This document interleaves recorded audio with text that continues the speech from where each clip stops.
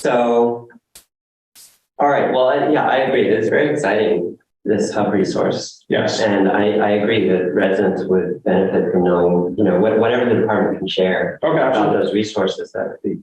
I would volunteer to work with you to get maybe a statement out to the public so they understand it. That would be great. That'd be great. Thank you. Yeah, I just want to thank you for taking the initiative and the lead on those projects. And I think it'll give benefit to the whole network. Mm-hmm. Yeah, we're definitely excited about it. The resources are out there, and it's about, as you well know, connecting the people to those opportunities. So we want to take advantage of it. Okay, so we have Police Advisory Committee update. I believe they're meeting next week. Is that right? So that would be your first time going to that meeting? Correct. Okay. So we have a couple other items here: the body cameras, record management, and vehicle update. Yes. So body cameras. Norwood is one of, if not the only department in Montgomery County that doesn't have body cameras currently. So that's something that I believe is, a current expectation of our residents. It's a benefit to the residents, a benefit to the officers. It provides that true account of what happens as best as videos can. We know there's some deficiencies with even a video account, but it's definitely going to be leaps and bounds above, what we're currently doing, which is basically written statements and, maybe a Q&A follow-up, depending on how serious the incident is. So we're looking to take and make that resource available for the department. Like I said, to benefit both the community and benefit our officers as well. Obviously, cost is an impediment to this. So unfortunately, there isn't any current grants available at this time. I did try to reach out and see if we can get any discretionary funding from the state. I have not heard back, but that would be one option. But moving towards this progress. If I may, NIDA has indicated, I've gotten indicated that they might be interested in helping with the cost of body cameras. Okay. Who is that? NIDA, Norwood Industrial Development Authority. Okay, that'd be great. Yeah. Looking to, in planning to acquire body cameras, looking to evaluate different vendors, different options. There's actually a new option that's been out for, I think, like 2-3 years now.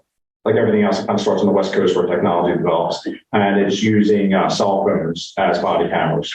The short theory of this is you currently buy the hardware of a body camera, like the traditional Axon one that clips on, and you're paying for all the microchips and the lens and the camera that's in there, when all that hardware technology already exists in the cell phone. So this company took it from the other direction and said, well, we can just implement the software, the hardware is already there, and it reduces the cost a little bit as far as you're not paying for these standalone systems. So I reached out to a company and looking to get a quote. They've offered a demo model for the department to use for a 30-day period that would allow us to really evaluate the benefits of it.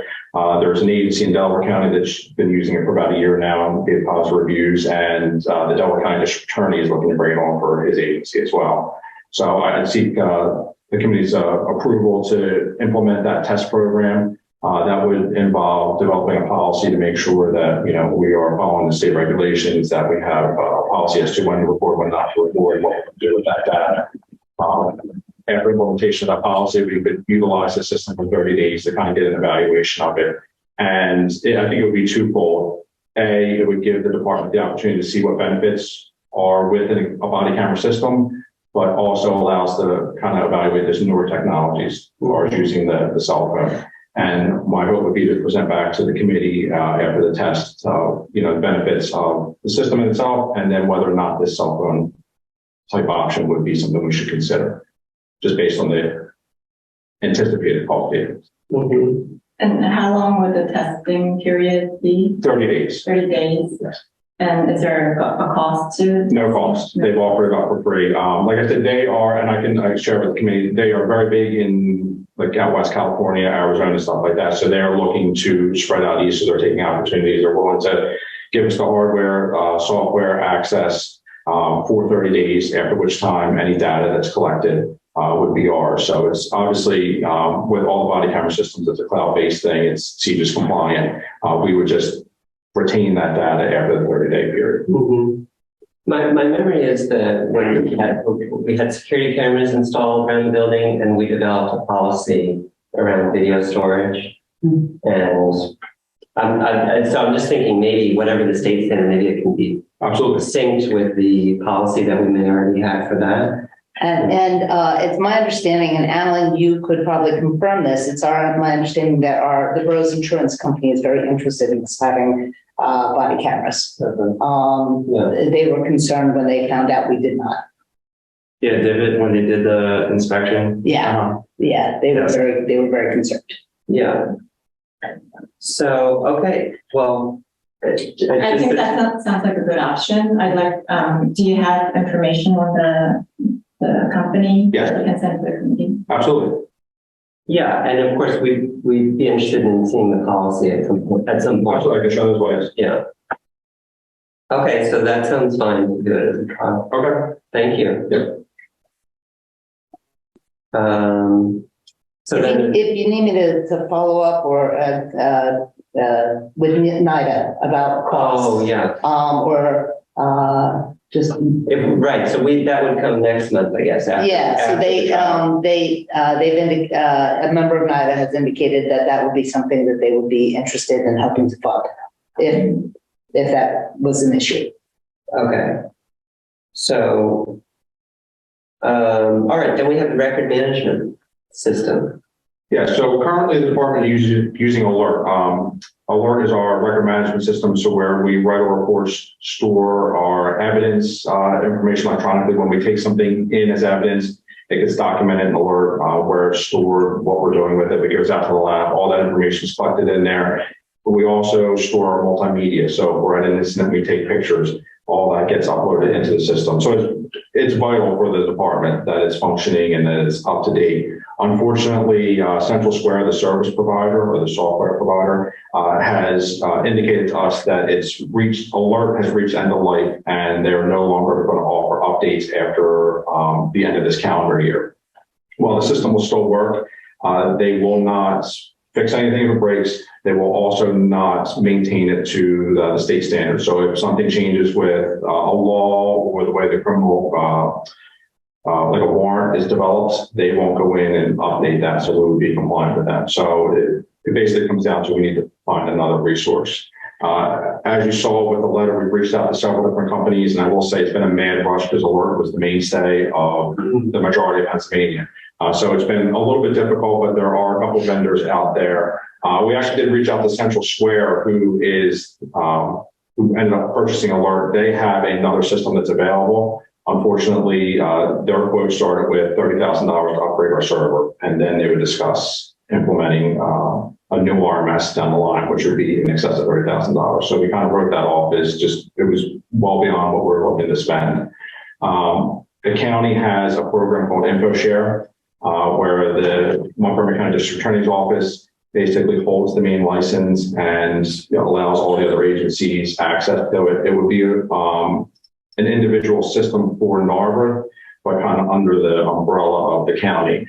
We had a demo for that. Unfortunately, after multiple emails and follow-ups, they're unresponsive, haven't provided us with a quote. So I don't know if that goes towards the fact that they're just so busy, but we can't even put it in the ballpark of price-wise. From talking with other agencies, they seem to be right around, the one quote that's in there for Cody. So it doesn't seem like there'd be any extreme savings that'd be worth waiting for. I don't know what we have to do to prompt them to answer us, but it doesn't seem like there'd be any benefit to waiting for that.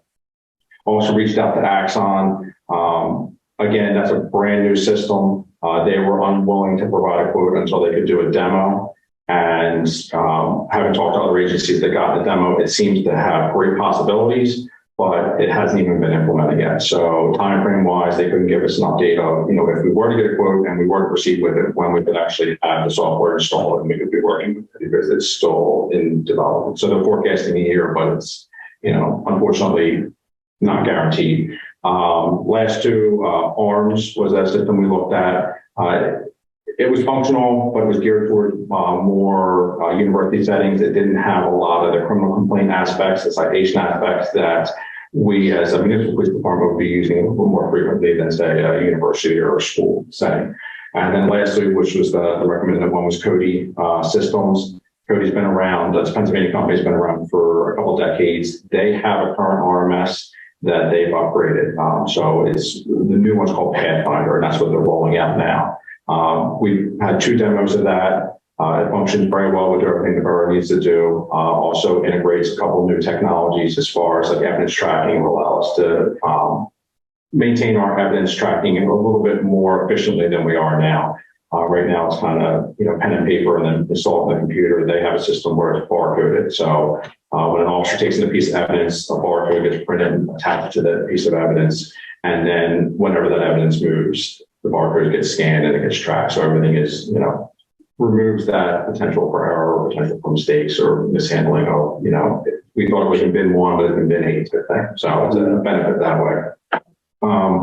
Having looked at it and being the quote that was available and being the most reasonable time frame, they're looking at still a year out, just based on the workload that they have. So if we were to go with them, they say about 12 months from contract signing, and we did run into the issue as far as, alerts going to be end of life at the end of this year. I did confirm it will still function for us. Like I said, it'd just be the matter of, from January on into 2024, we're not going to get any updates. Mm-hmm. So it'll just be 4 months, right? At this point, yes, yeah. So, but I wasn't keen on the idea of trying to wait for something else and just pushing that out. So if it quickly becomes a year, we might be into an issue where, we have to, don't know what we do. We might be in non-compliance. Yes. If there's an update in the law. Yeah, well, I would trust your judgment. I mean, you've certainly considered the different options. And are all departments basically looking for these systems right now? A significant portion of them? Yes. I don't know off the top of my head. I can tell you that the majority, almost all of Delaware County and probably 2/3 of Montgomery County all had alert. And it's been a mad rush. It's not even much. Right. So I just want to clarify the $29,000 cost. So that's the one-time implementation fee, and then the annual recurring fee is $8,000. Correct. So the 29,000, they run a net 30 days. So at signing of contract, that would be due within 30 days. And then the first payment for year 1 of $8,081 would be due on the day of installation. So whenever that occurs in 2024.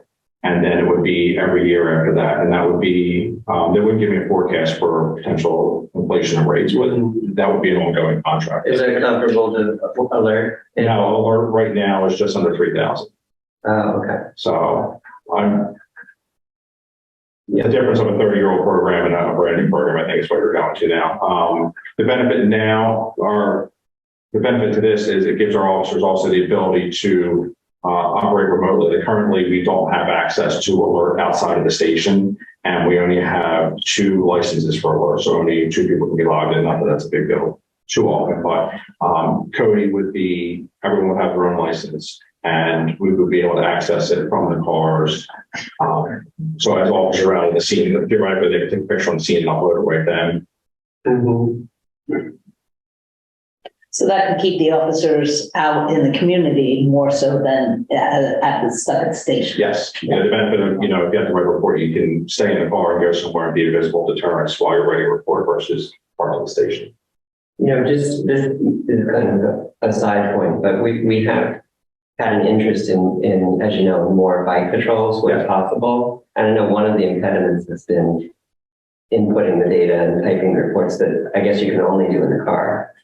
Or in the office. In the office, yes. So I guess this doesn't really change that dynamic. I mean, you couldn't input from your phone or something.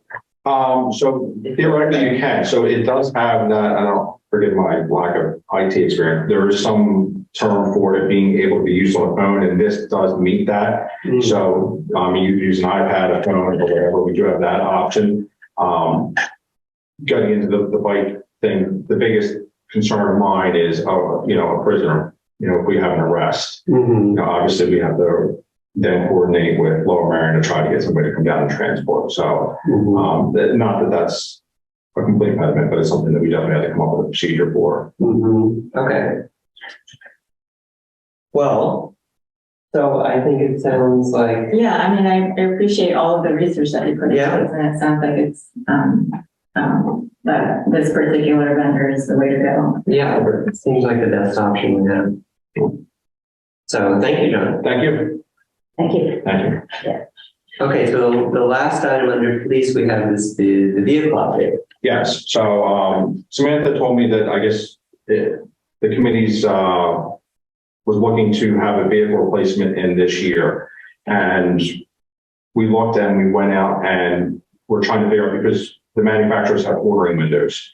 So it'll be a 30-day window once a year that you have to place your order. And then whatever the time frame is for delivery to get the vehicle that far out. So just in anticipation of trying to figure out when that was, to present information to the committee, we reached out, and unfortunately, Ford's been a little bit unwilling or unable to provide us with accurate information as far as when the F-150, which is the current electric vehicle, when the next F-150 Lightning order window will be. They said it may happen at the end of the year, but they're not sure. There is the other 100% electric vehicle, the Mach-E, Right. which we consider an option. We did check, and the outfitter that does the police modification says that they have a cage for it and have all the mounts for it, so they could do that. That one they're saying is in June, but the delivery time frame is 18 months out. So they're looking at, at that point, it'd be a 2025 arrival, or yes, 2025 most likely, because if we were to order in May, it'd be pushing near the December to January 25. So I didn't know, I kind of wanted to ask the committee what the consensus was as far as getting the vehicle this year, because the option would be from ordering a police specific one to just taking one that's available in stock from a manufacturer or from a dealer. It would still be at CoStar prices, but it would just be, what was built as a, I don't know, a normal civilian model. As far as electric vehicles, I'll be honest with you, there's really no difference. When we were ordering like the police interceptor models of the Explorer and the Taurus, there was a difference as far as the flooring and some of the other equipment. Ford does not make distinction between on their EVs between interceptor type model and the civilian model. So realistically, there is no differentiation between what we're getting equipment wise. So looking at that as an option, it would be a matter of, committing to purchasing a vehicle this year, or, postponing it until 2024 or possibly 25. Yeah, so I was just going to ask, if you went with the civilian model, is that more expensive? Do you not get the discount that you normally get through CoStars? Or? No, so we would still get CoStar's pricing as long as the dealership's willing to do it. We run into that. So we did, Fred Beans is who we got the electric F-150 through. We reached out to them. They do have Mustangs that they're willing, the Mustang Mach-E, that they're willing to do at CoStar pricing. They actually have a 2022 model that was a demo that's still marked as a new car, so they can use CoStar pricing and still have the full warranty. That one I think was at $44,000 versus a new 2023 is anywhere from $50,000 to $60,000, depending on what you're doing. So, And then just to speak, once we get the vehicle, decaling and doing it is an expense. Right, yeah. So, yeah. But that's true no matter what. Yes. But it's not an insignificant expense. It's a fairly substantial. It was, I think, so 22,000 or something. for the Lightning, and Havas, who's the outfitter, didn't have a quote directly for a Mach-E, but for the F-150 Lightning, it was $18,900. Okay, 19. Now, some of that would be reduced a little bit just because the Lightning had that, since it's a truck bed, we had to put something across the back.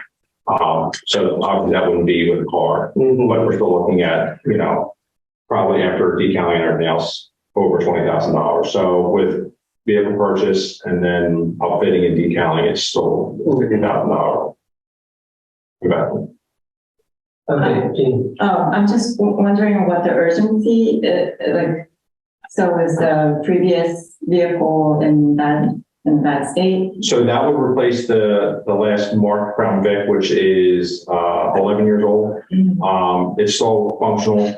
It's just a matter of, my understanding was that the committee was pushing to remove gas as much as possible. So this would be a continuation of, going towards the electric.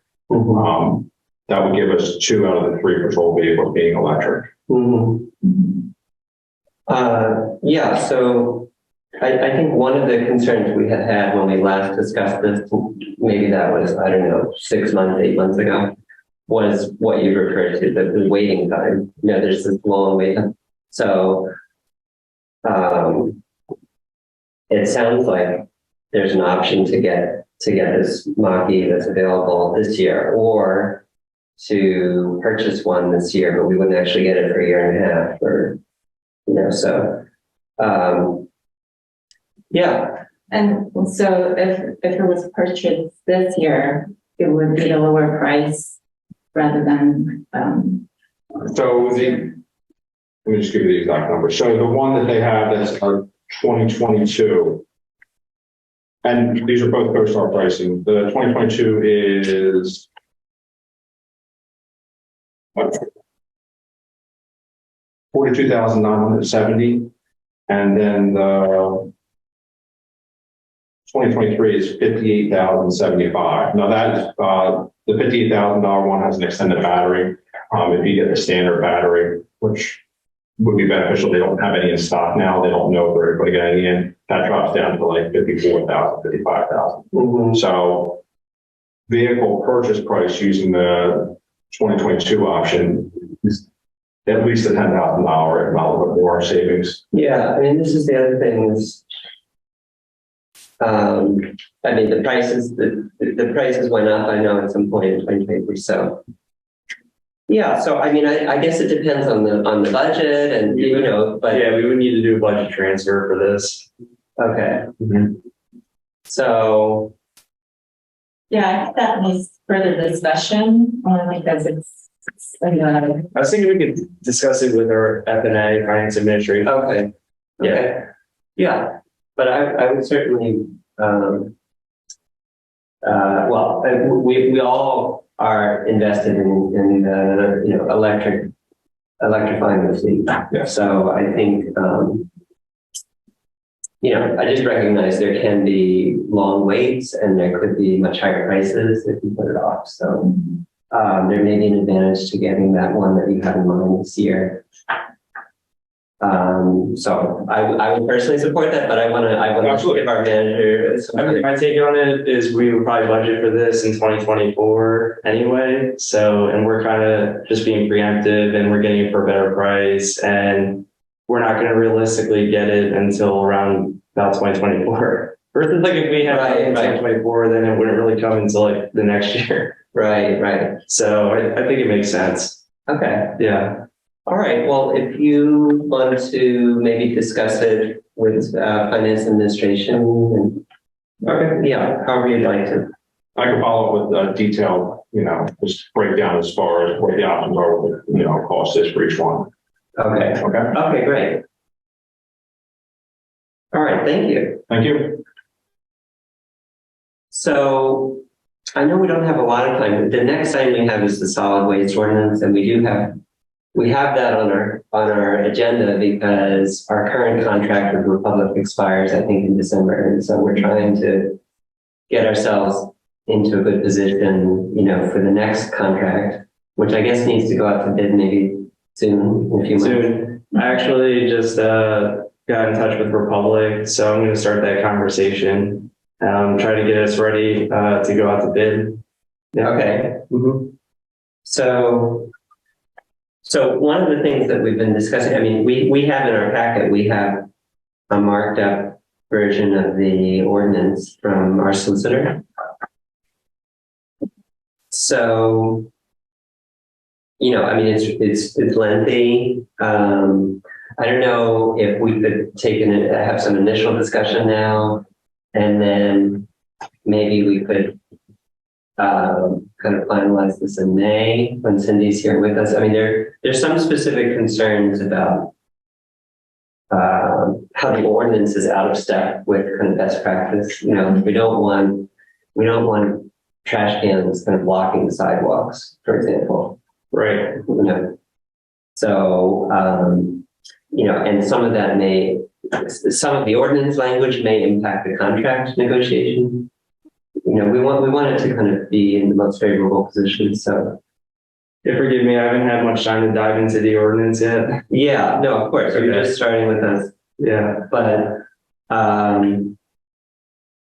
so, I don't know, Jean, did you have any thoughts? Yeah, I or- mean, I wanted to talk about whether the borough would be responsible for the commercial, establishments or collection of from the commercial establishments, and also, how it's going to work with the apartments and, multi-unit housing. Mhm.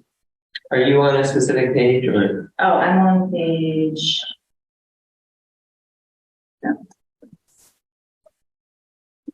Page numbers. Oh, yeah, that's We can just list the section. In section 437.12. okay.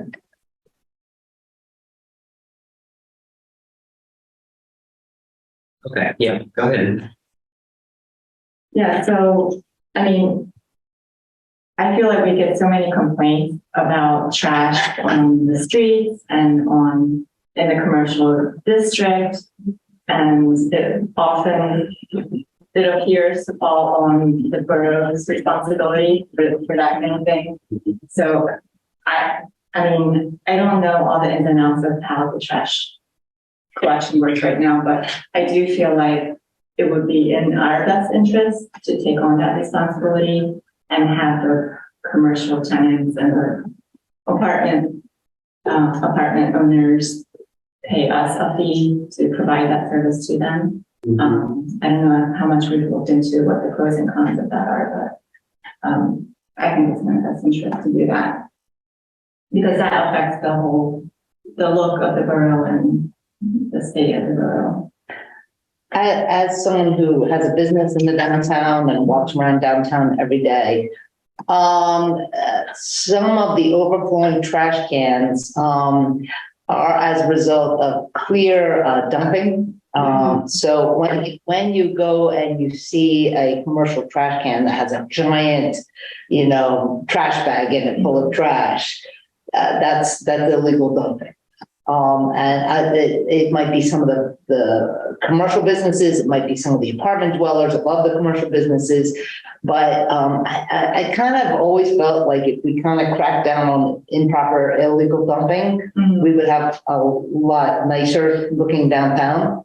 Because what happens is they fill up the trash cans and there's no place for the regular trash to go, and then it overflows. So I think that's an issue, and I'm not sure quite how to address it, but Right. it's a problem.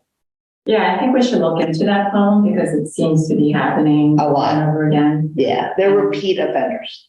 Yeah. Yeah. And is it because they don't have a place to put it?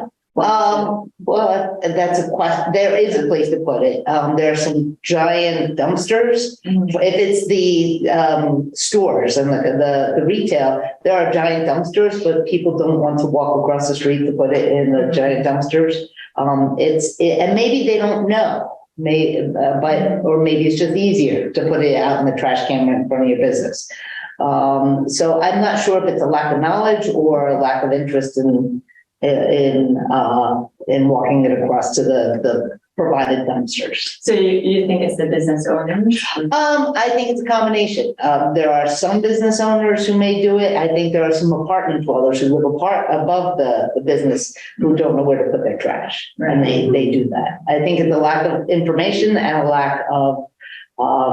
So maybe it's a matter of education. It might be partly an education and partly enforcement, because to find out who is putting in these giant trash bags filled of garbage, I don't know if you have to open the trash bag and look and see if there's identifying information, but finding out who's doing it, because there are repeat offenders. Right. Yeah. And also just to clarify, I think Public Works also goes in and when the trash cans are overflowing, they go in and try to empty those out. I don't know, but I think so. I think that's true. Yeah. Does that happen on a weekly basis or a daily basis? That I don't know. We can. I think they do it weekly, at least. They might do it a couple times a week. I'm not sure. I have to check in with them on that. Yeah, we can check, but that's the kind of thing that we would want. You know, we're hoping to get all this in sync with the new trash contract and whatever our practice downtown.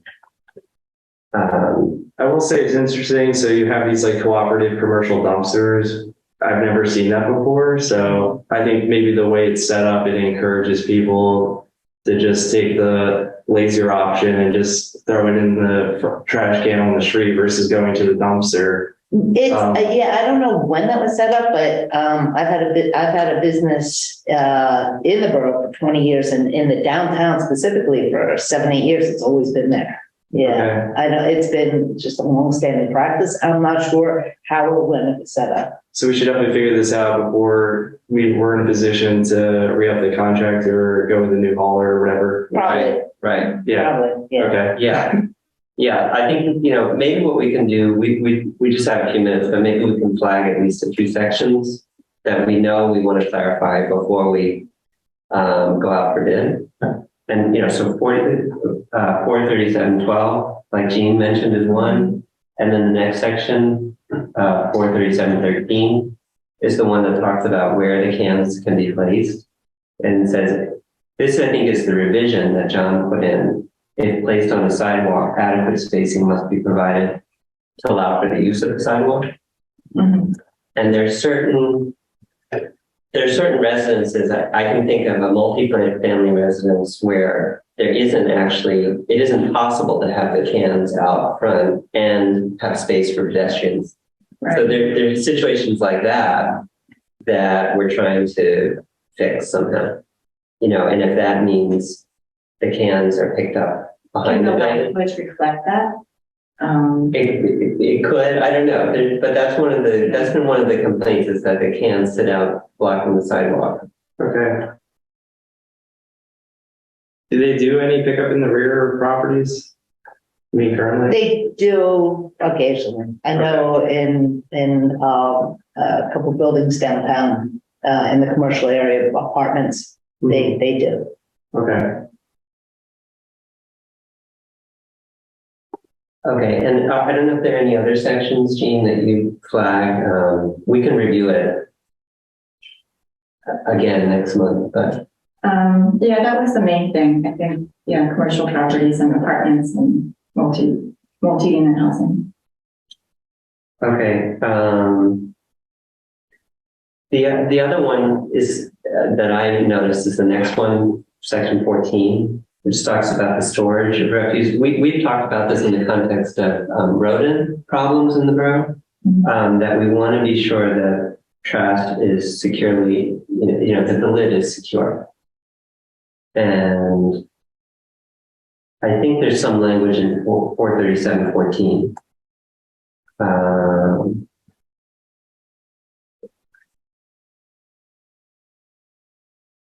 It says something about it's unlawful to remove covers of trash cans, you know, so when we talked with the borough, with the county about the rodent problem, their main suggestion was tight fitting lids.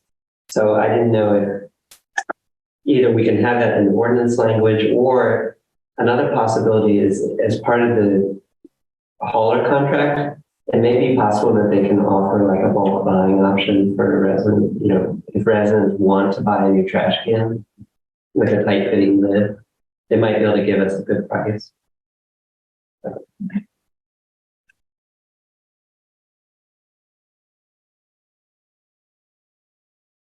So, okay, is it anything else? I mean, would it be helpful, Alan, if we came back to this next month or? Yeah, I think so. Okay.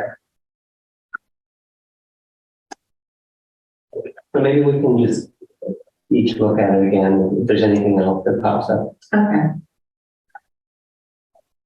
All right, so then we have 4 minutes left. The mobile food vendor regulation. This is something that we've looked at very briefly, but I'd like to move it up, if we could, Alan, on our agenda for next month. Okay. So the issue here is, you know, food trucks, for example, ice cream trucks, you know, this kind of. Mr. Softy? Yeah. without naming it. I am fielding a lot of complaints from residents about noise from some vendors as they travel through the borough. Waking kids at night and interfering with business operations. I'm fielding a lot of complaints. Yeah, so there are at least two different issues, and we have, if we go back a few months, we have in our packet a sample ordinance, I think, maybe Norristown or. Yes, I have it in provided the that. packet as well. Okay, I actually got that. okay, Yeah. yeah, that came from it. Yeah, originally the concern actually came from business owners that were concerned that here was someone competing, you know, with the local businesses, but maybe they're not paying business tax, or maybe they're not paying, or maybe they're not, maybe they don't have their certificates, you know, in order, Mhm. you know, from the health department, or, you know, that was the initial concern. But then there's another concern about the nuisance, in particular the noise. Yeah. So we were thinking, you know, well, we don't have actually current regulations for mobile food vendors, so maybe we want to put something in place. So that's something we could discuss in May as well. Okay. Just as a suggestion, when you're looking at it, I know some municipalities have set up a restriction that if a food vendor is parked, the noises must cease. And then if they wish to play a tune or something while they're driving in drive mode, that's one thing, but when they're parked, the songs must stop. And that way it's not stuck under somebody's particular window. Right. Yeah. Yeah, that would be a nuisance. Yeah, it's a nuisance. Yeah. All right. Well, I think that's all we have time for. So I think we'll adjourn, and then we'll pick up. We'll pick up in May. And I move to adjourn. Okay. We'll adjourn. Thank you all. That was great meeting. Yeah. Good meeting. Yeah. No, I'm glad we could have a good one for Alan. You know, one good. You know what, it was concise, it was very, We've got a lot on these. you got through a lot. Yeah. Are we still? No, Yeah, hold on one second. Now, just so you know, I'm not making it up about,